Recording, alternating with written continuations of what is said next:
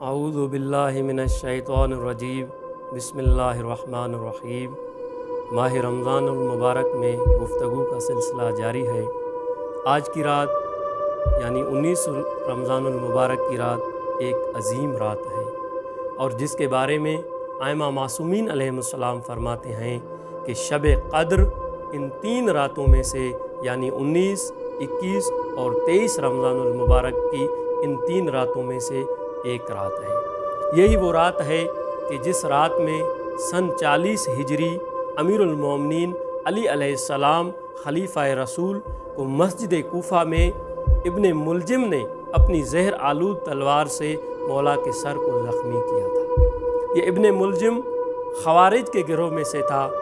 جس نے اپنے 2 اور ساتھیوں کے ساتھ مل کر مکہ میں بیٹھ کر یہ عہد کیا تھا کہ ہم علی ابن ابی طالب علیہ السلام،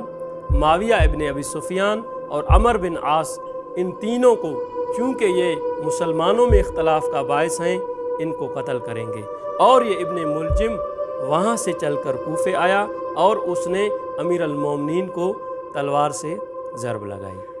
اس رات امیر کائنات اپنی بیٹی کلثوم کے ہاں مہمان تھے، اور روایت میں ہے کہ اس رات امیر کائنات ساری رات سوئے نہیں، بار بار اپنے حجرے سے باہر آتے اور آسمان کی طرف دیکھ کر فرماتے، خدا کی قسم میں جھوٹ نہیں بولتا اور نہ ہی مجھ سے جھوٹ بولا گیا ہے۔ یہی وہ رات ہے کہ جس رات میں مجھ سے شہادت کا وعدہ کیا گیا ہے۔ اور اس کے بعد جب صبح کی نماز کا ٹائم ہوا، امیر کائنات مسجد کوفہ میں تشریف لائے، اور وہاں پر ابن ملجم مسجد میں سویا ہوا تھا۔ مولا نے اس کو اٹھا کر کہا کہ اٹھ اور نماز پڑھ۔ اس کے بعد امیر کائنات محراب مسجد میں آتے ہیں اور نماز میں مشغول ہو جاتے ہیں۔ جب امیر کائنات نے ایک سجدہ ادا کر کے اس سے سر اٹھایا تو ابن ملجم نے اپنی زہر آلود تلوار سے مولا کے سر پر وار کیا۔ جیسے ہی تلوار کا لگنا تھا، علی کی زبان سے یہ جملے جاری ہوئے، بسم اللہ و باللہ و علی ملت رسول اللہ فزت برب الکعبہ، رب کعبہ کی قسم علی کامیاب ہو گیا۔ علی کو کیوں قتل کیا گیا؟ ایک عیسائی رائٹر ہے، وہ لکھتا ہے کہ علی کو شدت عدالت کی وجہ سے قتل کیا گیا، کیونکہ علی اپنی حکومت میں عدالت کرتے تھے۔ جی ہاں عزیزان محترم، علی سراپائے عدالت ہیں، مجسمہ عدالت ہیں، اور علی کی پوری زندگی عدالت قائم کرنے میں گزری۔ اگر علی کی عدالت کو دیکھنا ہے تو اس مثال سے ہم علی کی عدالت کو سمجھ سکتے ہیں کہ جب مولا کائنات کو ظاہری خلافت ملتی ہے اور امیر کائنات جب مسند خلافت پہ آتے ہیں تو ایک مرتبہ طلحہ اور زبیر مولا سے ملنے کے لیے آتے ہیں۔ جیسے ہی آتے ہیں کیا دیکھتے ہیں کہ علی کچھ حکومتی کام انجام دے رہے ہیں، چراغ جل رہا ہے، اور جیسے ہی علی کو یہ پتہ چلا کہ مجھ سے ملنے کے لیے آئے ہیں تو امیر کائنات نے عمار یاسر سے کہا، اے عمار اس چراغ کو بجھا دو، ایک اور چراغ لے کر آئے، اس کو جلاؤ۔ اور جیسے ہی اس منظر کو طلحہ اور زبیر نے دیکھا تو عمار یاسر سے پوچھا، اے عمار یہ کیا ماجرا ہے؟ علی نے کیوں اس چراغ کو بجھایا اور اس چراغ کو کیوں جلایا؟ تو عمار نے کہا،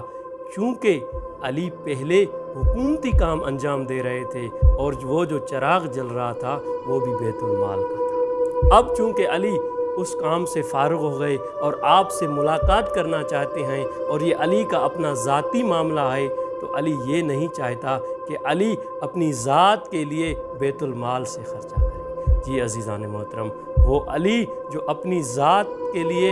ایک دیے تک جو بیت المال کا ہے اس کو جلانا گوارا نہیں کرتا، تو وہ علی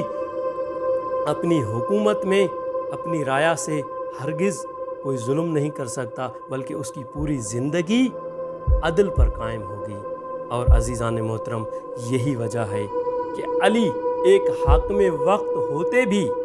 اس نے اپنی پوری زندگی اس طرح بسر کی جس طرح معاشرے کے غریب اور فقیر طبقہ اپنی زندگی کو بسر کرتا ہے۔ جو کی روٹیاں کھاتے تھے،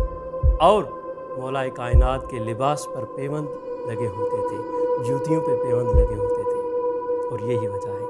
کہ کہ جب ایک مرتبہ مولا کائنات اپنی جوتی کو لے کر ایک موچی کے پاس لے جاتے ہیں پیوند کے لیے، اور جب اس موچی نے دیکھا تو کہا اے امیر المومنین، اب اس جوتی میں اور گنجائش نہیں ہے کہ اس کو پیوند لگے۔ اس وقت مولا کائنات نے آسمان کی طرف دیکھا اور فرمایا خدایا گواہ رہنا، علی نے اس کا ساتھ نہیں چھوڑا بلکہ اس نے علی کا ساتھ چھوڑ دیا۔ اور مولا فرماتے تھے کہ اگر کوئی حکمران یہ چاہتا ہے کہ وہ اپنی حکومت میں عدل اور انصاف قائم کرے تو وہ اس وقت تک عدل اور انصاف قائم نہیں کر سکتا جب تک اپنی زندگی کو معاشرے کے پست ترین افراد کے برابر نہ لے کر آئے۔ اور اسی رات کا ایک واقعہ ہے کہ جب مولا کائنات کے سامنے افطار کے لیے دسترخوان بچھایا جاتا ہے، اور جب علی نے دیکھا کہ اس کی بیٹی نے نمک، دودھ اور روٹیاں رکھیں تو علی نے ایک مرتبہ اپنی بیٹی سے فرمایا بیٹی تمہیں تو پتہ ہے کہ علی نے کبھی بھی ایک ٹائم میں 2 طعام اکٹھے نہیں کھائے، لہٰذا ایک طعام یہاں سے اٹھا لیں۔ اور جب بی بی نے چاہا کہ اس نمک کو اٹھائے تو علی نے روک دیا، کہا اس دودھ کو لے جائیں، علی اس نمک سے افطار کرے گا۔ یہ ہے امیر المومنین۔ اور عزیزان محترم، علی یہی فرماتے تھے کہ اگر میں چاہتا تو اپنی زندگی کو دنیا کے بادشاہوں کی طرح بسر کر سکتا تھا، اور اگر علی چاہتا تو خالص شہد، بہترین گندم کی روٹیاں اور بہترین لباس پہن سکتا تھا، لیکن ایسا ہرگز نہیں ہو سکتا کہ علی پر خواہشات غالب آ جائیں۔ اور جبکہ حجاز میں بہت سارے ایسے لوگ ہو سکتے ہیں جن کو روٹی کا ایک ٹکڑا کھانے کے لیے میسر نہیں ہے، اور جنہوں نے کبھی پیٹ بھر کر کھانا نہیں کھایا ہو، تو کیسے ہو سکتا ہے کہ علی اپنے پیٹ کو لذیذ کھانوں سے پر کرے جبکہ میرے اطراف میں بہت سارے بھوکے اور پیاسے لوگ موجود ہیں؟ جی ہاں عزیزان محترم، یہ علی کا عدل ہے۔ اور اگر آج کوئی حکمران یہ چاہتا ہے کہ وہ اپنی حکومت میں عدل و انصاف قائم کرے تو اس کو علی کی سیرت پر عمل کرنا پڑے گا۔ خداوند متعال ہم سب کو توفیق دے کہ علی کی سیرت کو پڑھیں اور اس پر